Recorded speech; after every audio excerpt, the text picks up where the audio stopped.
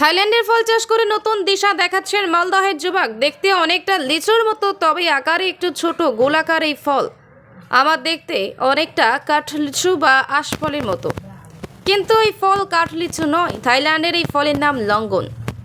মালদহ তথা উত্তরবঙ্গে প্রথম এই ফল চাষ করছেন দীপক রাজবংশী। পশ্চিমবঙ্গে কাঠলিচুর চাষ হলেও লঙ্গন তেমনভাবেই চাষ হয় না। পুরাতন মালদহের কৃষক দীপক রাজবংশী পরীক্ষামূলকভাবে তার বাগানে দুটি লঙ্গনে গাছ লাগিয়েছেন। আপাতত একটি গাছ গত বছর থেকে ফলন হচ্ছে, বাজারে বিক্রি পর্যন্ত হচ্ছে এই ফল। তবে মালদহবাসী এই ফল সম্পর্কে এখনও জানেন না, তাই দাম খুব একটা মিলছে না। গত বছর তিনি এই ফল পাইকারি মূল্যে 100 টাকা কেজি দরে বিক্রি করেছিলেন। তবে সাধারণত এই ফল বাজারে প্রায় 300 টাকা কেজি দরে বিক্রি হয়ে থাকে।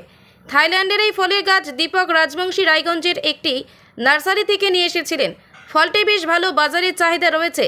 এমনকি এই ফল লিচু ও কাঠলিচু পরে পাকতে শুরু করে, তাই বাজারে এই ফল ব্যাপক দামে বিক্রিও হচ্ছে। খেতেও লিচুর থেকে অনেক সুস্বাদু মিষ্টি।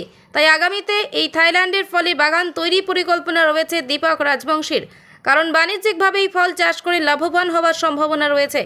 পাশাপাশি এই ফল খেতেও ভালো। এমনকি মালদহের মাটিতে এই গাছ সহজেই বাড়ছে, ফলে গাছে তেমন পরিচর্যারও প্রয়োজন হচ্ছে না, সহজেই গাছ হয়ে যাচ্ছে। তাই আগামীতে এই ফল চাষ করে লাভবান হওয়ার সম্ভাবনা রয়েছে বলে মনে করছেন দীপক বাবু।